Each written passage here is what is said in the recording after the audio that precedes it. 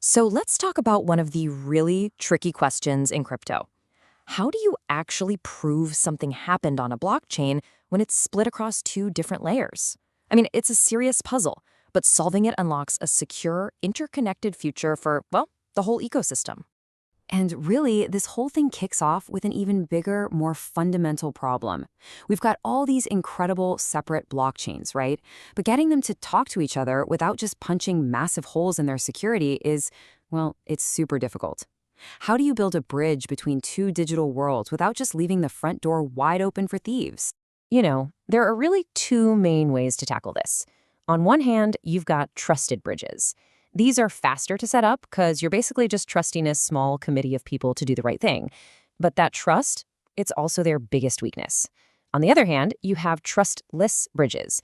They throw out the need to trust people and instead put all their faith in math, in pure, cold, verifiable cryptography. Yeah, it's way more complex to build, but it's really the only path to genuine security. And that right there, that's the heart of the dilemma. The easy way is always tempting, but it is absolutely paved with risk. I mean, the stakes here are just sky high. Most bridges you see out there today are what's called multisig, or oracle bridges. You're putting your trust in a handful of key holders.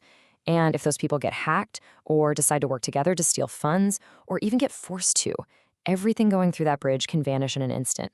And this isn't some theory. This exact single point of failure is why we've seen billions, with a B, of dollars lost in bridge hacks. So how in the world do we fix this? Well, funny enough, the Polygon blockchain gives us the super unique, even trickier version of the puzzle. And by cracking it, we actually find a powerful blueprint for the future. You see, the whole reason Polygon is so fast and efficient is because it splits its work across two different chains. But that exact same clever design choice makes our verification job way, way harder. You can't just check one chain and call it a day. You have to somehow prove that an event is valid across both layers at the exact same time. Okay, so here's how you should think about it. You've got Heimdall, which is like the security headquarters. This is where the validators stake their funds and where consensus happens. It's the big boss that stamps things as official. Then you've got Bor. Bor is the lightning-fast factory floor, just cranking out blocks of transactions every couple of seconds. Bor is all about speed, but it needs Heimdall to give that final authoritative stamp of approval. So how do these two completely separate layers actually stay in sync? Well, the secret, it's all in this one clever mechanism that's basically the perfect clue for solving our whole puzzle. And that secret is something called a milestone. A milestone is pretty much Heimdall, the security layer, taking a snapshot of all the work that Bor, the factory floor, has been doing. It's a checkpoint where more than 2/3 of the validators sign their names and say, yep, we officially declare that all these transactions that happened on Bor are legit and final. This milestone, right here, is the cryptographic glue that binds the two chains together. And once you get that, that's the key. To solve a puzzle that has two layers, it turns out you need a solution with two layers. This little insight lets us build a verification system that is completely trustless and perfectly mirrors how Polygon is already designed. All right, let's walk through this. Step 1, we verify Heimdall. We use what's called a light client. Just think of it as a super efficient fact checker to scan the block headers and make sure enough validators signed off. This gives us a secure cryptographic fingerprint of Heimdall's current state. Okay, step 2. We use that fingerprint to prove our specific milestone actually exists. This is done with something called a Merkle proof, which is just a really smart way to show that one piece of data belongs in a huge data set without having to show the whole thing. It's kind of like proving a word is in the dictionary by just pointing to its entry, not handing over the entire book. And finally, step 3. We just double-check that the transaction block from Bor perfectly matches what the milestone promised it would. If all three of those things check out, boom, you have absolute, undeniable mathematical proof. So what's the big takeaway here? It's that you don't have to trust a person, or a company, or some anonymous committee. The whole system is built so that the math does all the talking. The cryptography either works and the proof is valid, or it doesn't. There's just no middle ground. No room for human error and no room for bad actors. Okay, I know what you're probably thinking. This all sounds great, but what if someone just tries to cheat? What if they submit a fake proof? That is a great question. And that's where the next layers of security come in, the guardians that stand watch over this whole process. The system is really protected by a bunch of overlapping defenses, almost like the walls of a medieval fortress. First, you've got permissionless relayers.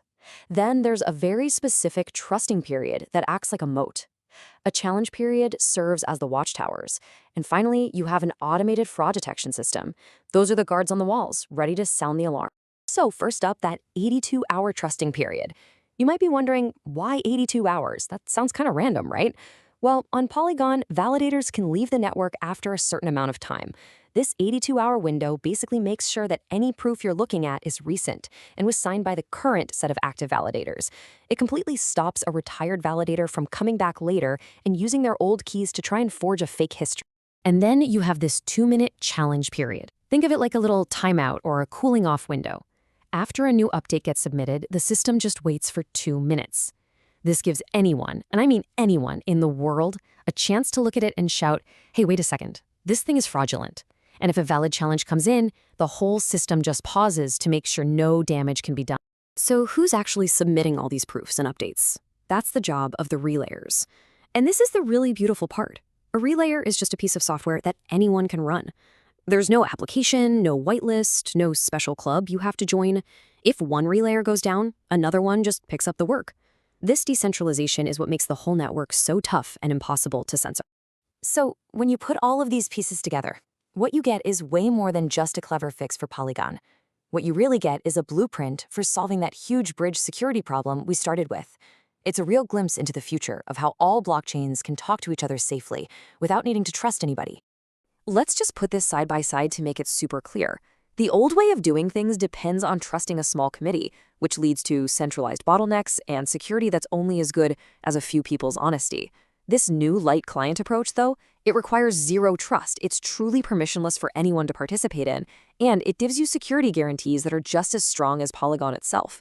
It's not just a small improvement, it's a completely different and better way of thinking about cross-chain security. And that's why this is so much bigger than just Polygon. As more and more blockchains start using layered designs like rollups to get to massive scale, this exact verification method becomes the bedrock, the critical infrastructure they need to connect to each other securely. This isn't a one-time fix. It's a reusable blueprint for a truly connected, interoperable internet. So that really leaves us with one last big thought. We started this whole journey by building systems that let us replace trust with mathematical proof for something as simple as sending money. Now we're doing it for sending complex data between entire digital economies. And it just makes you wonder, what other parts of our world that currently run on trust could one day be run on pure verifiable proof?